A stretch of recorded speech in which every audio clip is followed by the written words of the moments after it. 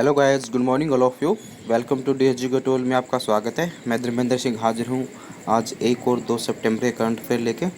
कृपया वीडियो को पूरा देखें, लाइक शेयर एंड सब्सक्राइब करना ना भूलें। तो दोस्तों आइए आते हैं हम अपनी वीडियो की तरफ। तो दोस्तों आज का जो हमारा पहला क्वेश्चन है वो है, किस कंपनी ने फ्यूचर रिटेल को ख़रीदा है, अर्थात फ्यूचर रिटेल का अधिग्रहण किया है। तो दोस्तों ये किया है किसने? तो इसका अपना जो राइट आंसर है वो है अपना ऑप्शन सी, रिलायंस इंडस्ट्रीज़ ने। तो दोस्तों रिलायंस इंडस्ट्रीज़ ने अभी फ्यूचर रिटेल को ख़रीद लिया है। ठीक है दोस्तों, अब बात है दोस्तों रिलायंस की। तो रिलायंस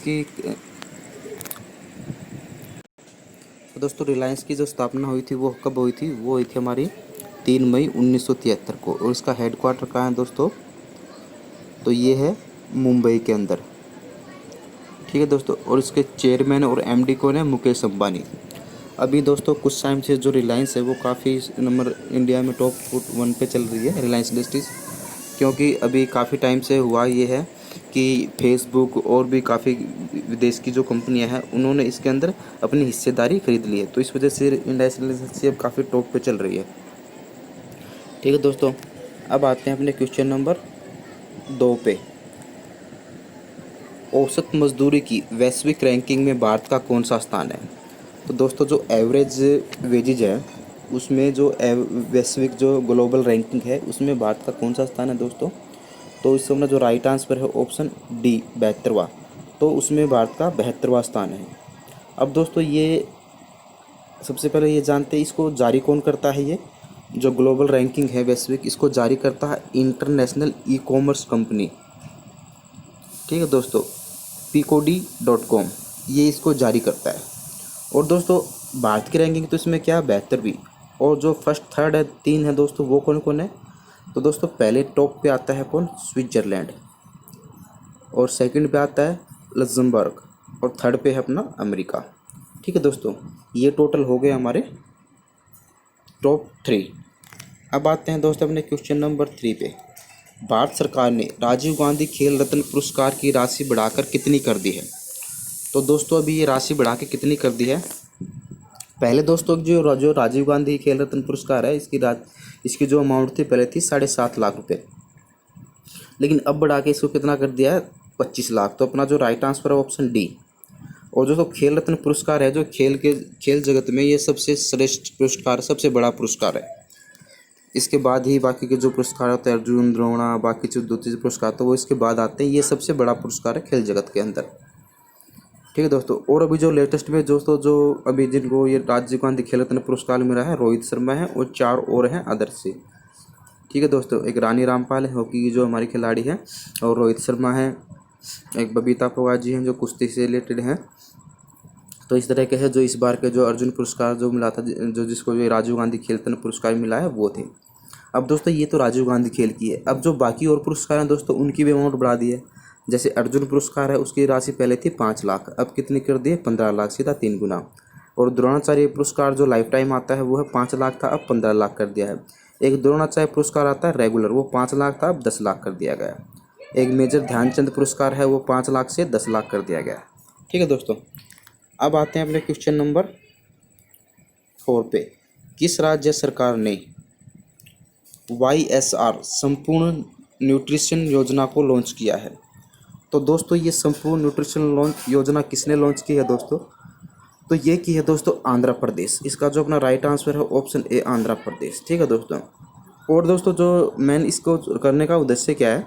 इसका उद्देश्य ये है जो गर्भवती महिलाएं हैं उनको मतलब एक तरीके से पौष्टिक भोजन उपलब्ध कराना, ताकि जो उनका गर्भधारण का जो टाइम है या मतलब जो उनका पीरियड है प्रेगनेंसी का, उसमें वो स्वस्थ रह सके और जो होने वाला बच्चा है वो हेल्थी हो सके। क्योंकि दोस्तों जो हम खाते पीते हैं इस टाइम के अंदर वो काफ़ी डिपेंड करता है, जब प्रेगनेंसी का टाइम आता है तो उसमें काफ़ी हद तक डिपेंड करता है कि खून की कमी है या और कुछ जो न्यूट्रिशन या पोषण जो अच्छी तरह से नहीं होता, कुछ तरह रोग का कोई शिकार ना हो जाए। तो इसलिए इस योजना को भी इन्होंने स्टार्ट किया है। ठीक है दोस्तों, बात है आंध्र प्रदेश की। तो आंध्र प्रदेश का फॉर्मेशन कब हुआ दोस्तों? 1 नवंबर 1956 में। और इनकी कैपिटल क्या है? अमरावती। और यहाँ के चीफ मिनिस्टर कौन है? Y S Jagan Mohan Reddy. और यहाँ के गवर्नर कौन है? विश्व भूषण हरिचंद्रन। ठीक है दोस्तों। और यहाँ के चीफ जस्टिस कौन है? जितेंद्र कुमार मोहंती। यहाँ की लोकसभा सीटें हैं दोस्तों 25, राज्यसभा 11 और विधानसभा सीटें हैं 175। ठीक है दोस्तों। और इसके कितने पड़ोसी राज्य हैं? 5 पड़ोसी राज्य लगते हैं दोस्तों आंध्र प्रदेश को। पहले दोस्तों कुछ टाइम पहले 2014 तक जो अभी तेलंगाना है वो आंध्र प्रदेश का ही पार्ट था, उससे डिवाइड होके ये अलग हो गया। और भाषा के आधार पर गठित होने वाला पहला राज्य दोस्तों आंध्र प्रदेश ही है। ठीक है दोस्तों। अब इतना हो गया दोस्तों किसके बारे में? अपना इसके बारे में। ठीक है। और जो अपना श्री हरिकोटा में जो सतीश धवन स्पेस सेंटर है वो भी कहाँ पे? आंध्र प्रदेश के अंदर ही है। ठीक है। कोलेरू झील तथा पुलिकर झील भी कर्नाटका ये आंध्र प्रदेश के अंदर ही है। और नागार्जुन बांध बना है जो किस नदी पे बना है? कृष्णा नदी पे, वो भी कहाँ पे है? आंध्र प्रदेश में। और नागा अर्जुन टाइगर रिजर्व भी आंध्र प्रदेश के अंदर ही है। ठीक है दोस्तों। इतने ये चीज़ें होंगे अपने आंध्र प्रदेश से रिलेटेड। अब आते हैं दोस्तों क्वेश्चन नंबर 5 पे। किस भारतीय जासूस को ब्रिटेन के ब्लू प्लेक अवार्ड से सम्मानित किया गया है? तो दोस्तों ब्रिटेन ने अभी नूर इनायत खान को ब्लू प्लेक अवार्ड से सम्मानित किया गया है। और दोस्तों ये ऐसा क्यों किया गया है? क्योंकि दोस्तों ये जो नूर इनायत खान है, इन्होंने क्या किया था, जब सेकेंड वर्ल्ड वार हुआ था तो उसके अंदर क्या था कि सेकेंड वर्ल्ड वार के अंदर इन्होंने एक स्पाई मतलब एक जासूस की भूमिका निभाई थी और ब्रिटेन को काफ़ी हद तक बहुत ज़्यादा फ़ायदा हुआ था इससे। तो उसी को लेके उसने जो सेक्रीफाई किया, जो अपनी सर्विस दी, उसी को देखते हुए अभी ब्रिटेन सरकार ने इसे अभी यह अवार्ड से सम्मानित किया है। ठीक है दोस्तों। अब बात किसकी है? बात है अब ब्रिटेन ने दोस्तों ये किया है। ठीक है ना। अब आते हैं दोस्तों अपने क्वेश्चन नंबर 6। अंतर्राष्ट्रीय लघु उद्योग दिवस कब मनाया जाता है? तो दोस्तों ये अंतर्राष्ट्रीय लघु दिवस कब मनाया जाता है? तो ये मनाया जाता है अपना दोस्तों कब ये बनाया जाता था? तो इसका राइट आंसर है अपना ऑप्शन सी, 30 अगस्त को दोस्तों ये मनाया जाता है। और ये क्यों मनाया जाता है दोस्तों? इसको मनाने का उद्देश्य क्या है? एक्चुअली दोस्तों इसको मनाने का उद्देश्य ये है, जो लघु उद्योग है उनको बढ़ावा देने के लिए में मनाया जाता है। और ताकि क्या है, उनसे बेरोजगारी कम हो सके। अभी दोस्तों आपको पता है कोरोना, अभी तो वैसे तो हमेशा से इसके लिए बनाया था, बट अभी के टाइम में क्या है, जो लघु उद्योग है उनको सबसे ज़्यादा मार पड़ी है। क्योंकि कोरोना के चलते जो छोटी छोटी इंडस्ट्रीज़ है वो ऑलमोस्ट ठप हो गई है, काम धंधा बिल्कुल भी नहीं है, अर्थव्यवस्था बिल्कुल चौपट हो गई है।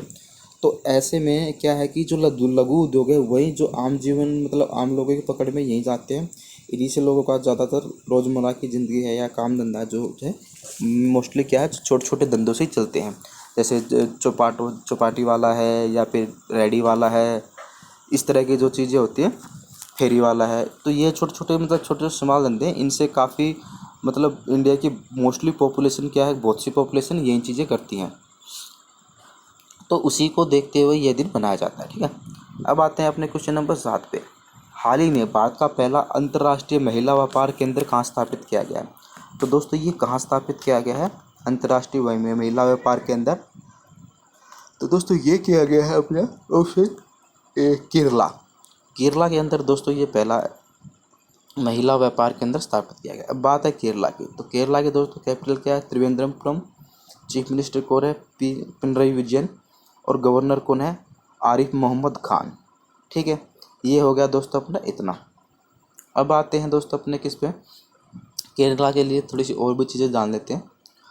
अब दोस्तों कुछ टाइम पहले ही केरला ने क्या था, एक प्रोजेक्ट के फोन का ऐलान किया था। ठीक है। और तिरंगा पहल भी के तहत रैपिड स्क्रीनिंग दोस्तों किसके अंदर की थी? केरला के अंदर। ये तिरंगा पहल क्या है, जिसमें तो दोस्तों एक गाड़ी होती है एम्बुलेंस टाइप की, उसके अंदर तिरंगा लगा हुआ है और बाहर में क्या है, दो तो लोग कैमरे और स्कैनर लगे हुए हैं।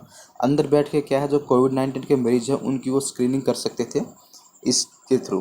ठीक है। और कोविड-19 के जो रोगी हैं दोस्तों, गवर्नमेंट अस्पताल में एक कर्मी बोट नामक रोबोट को भी इन्होंने छोड़ा मतलब यूज किया है। जो गवर्नमेंट अस्पताल हैं उनके अंदर जो कोविड-19 के जो रोगी हैं उनकी देखभाल के लिए। क्योंकि दोस्तों इससे क्या है ना, कोविड-19 का जो संक्रमण होने की जो पॉसिबिलिटी है वो काफ़ी हद तक कम हो जाती है। क्योंकि दोस्तों अगर जो नर्सिज़ हैं, स्टाफ है, उनको होने की चांस ज़्यादा रहते हैं, जबकि रोबोट है, रोबोट को तो कोई कोरोना हो ही नहीं सकता। तो उसी चीज़ को लेके इन्होंने ये गर्मी नामक रोबोट इन्होंने वहाँ पे तैनात किया है। और एक इन्होंने ब्रेक द चेन कार्टून अभियान भी स्टार्ट किया है। ठीक है दोस्तों। और प्रतीक्षा नामक, अभी कुछ टाइम पहले ही दोस्तों प्रतीक्षा नामक एम्बुलेंस की इन्होंने स्टार्ट की, समुद्री एम्बुलेंस इन्होंने स्टार्ट की है। ठीक है दोस्तों। और केरल के अंदर क्या है, पेरियर वन्य जीव अभ्यारण्य भी है और शांत घाटी, टोटल ये दोनों फेमस है वहाँ के अंदर। ठीक है, केरला के अंदर। अब आते हैं दोस्तों अपने क्वेश्चन नंबर 8, हाल ही में किसने मेजर ध्यानचंद विजय पथ योजना शुरू की है? तो दोस्तों ये किसने शुरू की है? तो ये की है यूपी ने, उत्तर प्रदेश ने। ठीक है दोस्तों, मेजर ध्यानचंद विजय पथ योजना। और दोस्तों इसको करने का उद्देश्य क्या है? इस योजना में राष्ट्रीय व अंतर्राष्ट्रीय खिलाड़ियों के घरों तक पक्की सड़क बनवाई जाएगी, ताकि खिलाड़ियों को खेल के प्रति और प्रोत्साहन मिले और ज़्यादा से ज़्यादा वो खेल के अंदर अपनी रुचि दिखाए। मतलब जो भी खिलाड़ी होगा, मेन रोड से लेके उसके घर तक पक्की सड़क बनाई जाएगी इस योजना के अंदर, मेजर ध्यानचंद। और मेजर ध्यानचंद दोस्तों बहुत, इनको हॉकी का जादूगर भी कहा जाता है मेजर ध्यानचंद को। जब मतलब स्वतंत्रता के एक जब वर्ल्ड कप हुआ था तो उसमें मेजर ध्यानचंद ने इंडिया को विजय प्राप्त दिलाई थी हॉकी के वर्ल्ड कप में। मतलब ये हॉकी के जादूगर के नाम से जाने जाते थे, क्योंकि जब ये खेलते थे तो जो बॉल है वो इनकी हॉकी की स्टिक पे ऐसे नाचती थी जैसे कोई इशारों से नचा रहा हो, इसलिए इनको हॉकी का जादूगर के नाम से जाना जाता है। अब बात है उत्तर प्रदेश की। तो उत्तर प्रदेश की दोस्तों कैपिटल क्या है? लखनऊ। लखनऊ किस नदी के किनारे? गोमती नदी के किनारे। और यहाँ के चीफ मिनिस्टर कौन है दोस्तों? यहाँ के चीफ मिनिस्टर हैं क्या? योगी आदित्यनाथ। और यहाँ के जो गवर्नर है वो कौन है? आनंदीबेन पटेल। आनंदीबेन पटेल को दोस्तों एक अतिरिक्त अदर स्टेट का भी बांट दिया गया है। ये कौन सा? ये है मध्य प्रदेश का, क्योंकि मध्य प्रदेश के जो गवर्नर थे लालजी टंडन, उसका कुछ टाइम पहले निधन हो गया था, तो फिर उसी को देखकर इन दोनों स्टेटों का बार इन्हें दे दिया गया है। और यहाँ के चीफ जस्टिस कौन है दोस्तों? गोविंद माथुर। लोकसभा सीटें हैं 80, राज्यसभा सीटें हैं 31 और विधानसभा सीटें हैं टोटल 404। ठीक है, सबसे ज़्यादा सीटें हैं दोस्तों यहाँ की लोकसभा की और विधानसभा की। ठीक है, अब आते हैं दोस्तों अपने क्वेश्चन। अब दोस्तों अगर हम इसकी और बात करें तो क्या है, अभी इन्होंने क्या है एक स्वरोजगार योजना भी स्टार्ट की थी यूपी सरकार ने। और यहाँ का दोस्तों अभी जो वर्चुअल अदालतों की जो सुनवाई थी यूपी सरकार, मतलब यूपी सरकार द्वारा वर्चुअल अदालतों की सुनवाई की गई थी, और ऐसा करने वाला ये पहला राज्य बना है। ठीक है दोस्तों। और अभी क्या था, अभी इन्होंने कुछ टाइम पहले ही रोजगार श्रमिक ऐप भी स्टार्ट की थी। और अभी यूपी सरकार ने क्या था 800 किलोमीटर का एक हर्बल रोड की भी स्थापना की है, मतलब शुरुआत की है। हर्बल रोड क्या है दोस्तों? इस रोड के चारों तरफ, जैसे कि हम अभी तो पेड़ पौधे लगाते हैं, तो इसमें क्या है चारों तरफ हर्बल ट्रीज लगाए जाएंगे। हर्बल ट्रीज मतलब जो चीज़ हम दवाइयों में यूज करते हैं उसी टाइप में उस तरह के पेड़ लगाए जाएंगे चारों तरफ 800 किलोमीटर तक। और दोस्तों मनरेगा के तहत सबसे ज़्यादा रोजगार देने वाला इंडिया के अंदर सबसे बड़ा राज्य कौन है? यूपी। ठीक है। और यूपी ने दोस्तों कुछ टाइम पहले गो संशोधन अधिनियम में भी संशोधन किया था। इसमें क्या था कि 5 साल तक की सज़ा और 5 लाख या 2 लाख तक का जुर्माना भी था इसके अंदर, गो अधिनियम के अंदर। ठीक है। और इन्होंने क्या था दोस्तों एक एनआरआई पोर्टल भी लॉन्च किया था। इसमें क्या है जो एनआरआई जो बाहर के लोग हैं उनके लिए सुविधा प्रदान की गई थी। और जो पीपीई किट है दोस्तों उस पर 50% की छूट देने वाला यह है यूपी भी पहला राज्य बनाता है। एक्चुअली दोस्तों ये उन अस्पतालों को दी जाती थी जो सरकारी रेट पे कोविड-19 का ट्रीटमेंट कर रहे हैं उनका। ठीक है दोस्तों, इतना हो गया अपना यूपी के। अभी यूपी में दोस्तों कुछ टाइम पहले अभी यूपी में जब लालजी टंडन मर गए थे तो इनके नाम से एक सड़क का भी मतलब नाम रखा गया था लालजी टंडन के नाम पे। ठीक है। और अभी और इसका दोस्तों यूपी का जो पक्षी है, जो पशु है वो क्या है? बारहसिंगा। राष्ट्रीय पक्षी क्या है? सारस। और फूल क्या है? पलाश। और वृक्ष क्या है? अशोक। ठीक है। अब आते हैं दोस्तों अपने क्वेश्चन नंबर 9, किसे एकलव्य पुरस्कार 2020 से सम्मानित किया गया है? तो दोस्तों ये किसे किया गया है? तो इसका जो राइट आंसर है अपना ऑप्शन ए, ईशिका चौधरी। तो दोस्तों ईशिका चौधरी को अभी एकलव्य पुरस्कार से सम्मानित किया गया है। ठीक है। और ये दोस्तों पुरस्कार किसे दिया जाता है? एक्चुअली यह पुरस्कार राष्ट्रीय तथा अंतर्राष्ट्रीय मंचों पर खेल में बेहतर प्रदर्शन करने वाले खिलाड़ियों को दिया जाता है। और इसकी पुरस्कार की शुरुआत दोस्तों 1993 में हुई थी। ठीक है दोस्तों। और यह जो ये ईशिका चौधरी हैं दोस्तों, ये किस मतलब स्पोर्ट से बिलोंग रखती हैं? तो ये दोस्तों हॉकी की खिलाड़ी हैं। ठीक है। एकलव्य दोस्तों आप जानते ही हो, महाभारत के अंदर जो गुरु द्रोणाचार्य से जो धनुष की जो शिक्षा लेने वाले थे एकलव्य, उसके नाम पे ही इनका मतलब ये नाम रखा गया है। ठीक है दोस्तों। अब आते हैं अपने क्वेश्चन नंबर 10 पे। जबरदस्ती गुम किए गए पीड़ितों का अंतर्राष्ट्रीय दिवस कब मनाया जाता है?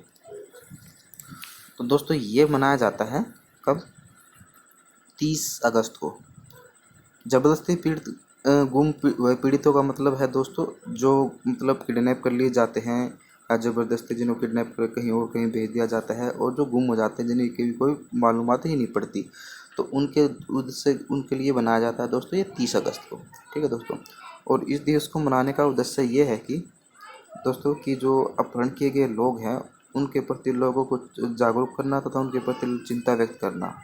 और दोस्तों ये किसके द्वारा मनाया जाता है? ये दोस्तों यूनाइटेड नेशन द्वारा मनाया जाता है।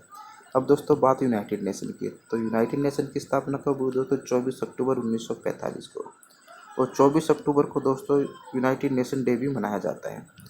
और अभी इसके हेड कौन है दोस्तों? वो है एंटोनियो गुटेरेस। ठीक है दोस्तों। और यूनाइटेड नेशन का हेडक्वार्टर कहाँ है दोस्तों? यूनाइटेड नेशन का ये है न्यूयॉर्क के अंदर। ठीक है। अब आते हैं दोस्तों अपने क्वेश्चन नंबर 11 पे। किस संगठन द्वारा जारी की गई रिपोर्ट के अनुसार मनरेगा श्रमिकों द्वारा अर्जित औसतन आय दुगनी हो गई है? तो दोस्तों ये किसने भी किया है? तो ये दोस्तों जो रिपोर्ट जारी की ये की है क्रिसिल ने। क्रिसिल द्वारा दोस्तों भी ये रिपोर्ट की गई है कि मनरेगा के अंदर भी जो कार्य किया गया, जो गरीब लोगों को कार्य दिया गया है, तो उसमें क्या है कि जो उनकी आय है वो दुगनी हो गई है। ठीक है। अब दोस्तों बात करते हैं क्रिसिल की। तो क्रिसिल क्या है? इसकी फुल फॉर्म बनती है, इसकी फुल फॉर्म बता दो तो credit rating information service of India limited. ठीक है दोस्तों, ये इसकी फुल फॉर्म बनती है।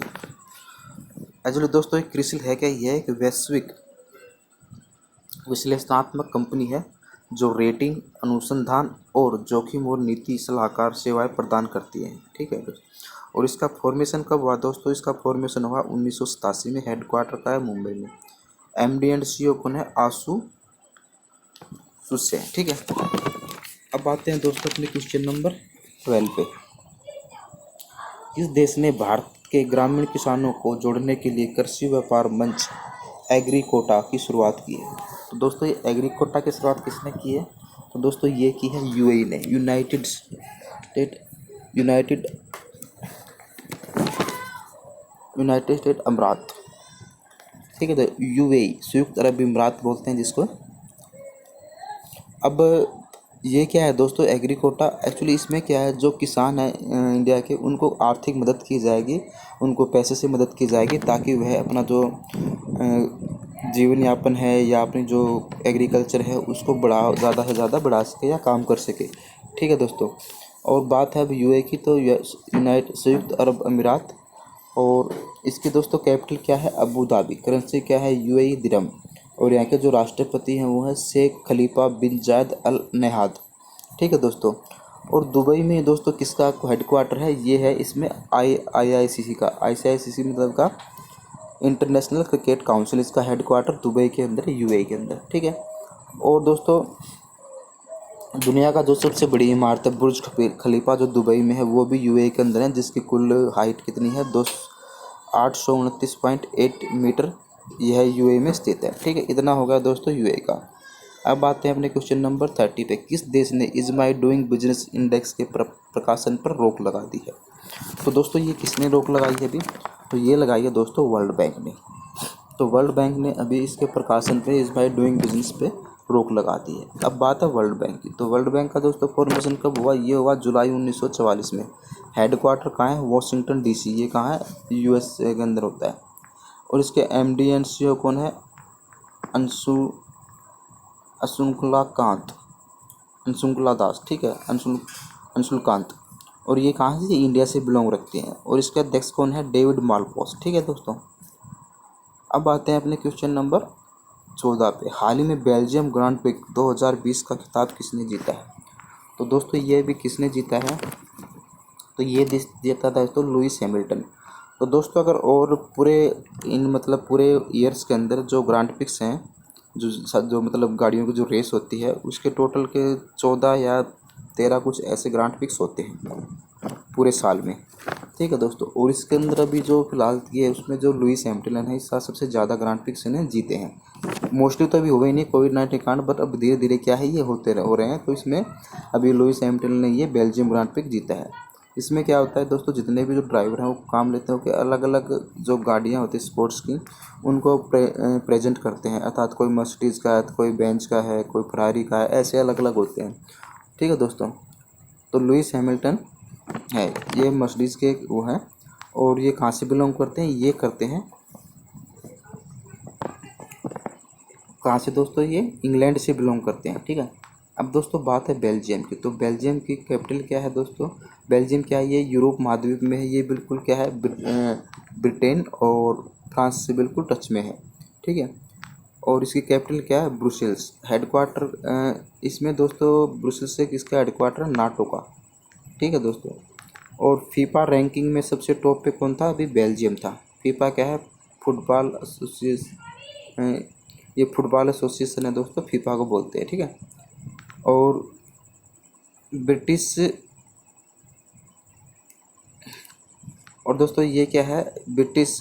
अभी उन्होंने जो कि मतलब लुइस हैमिल्टन ने भी कुछ और खिताब, जैसे जैसे ब्रिटिश ग्रांड प्रिक्स था, स्टेडियंस था, एक हैंगेरियन ग्रांड प्रिक्स भी उन्होंने जीता था। ठीक है दोस्तों, टोटल इन्होंने 2020 में इतने ग्रांड प्रिक्स अभी जीते हैं।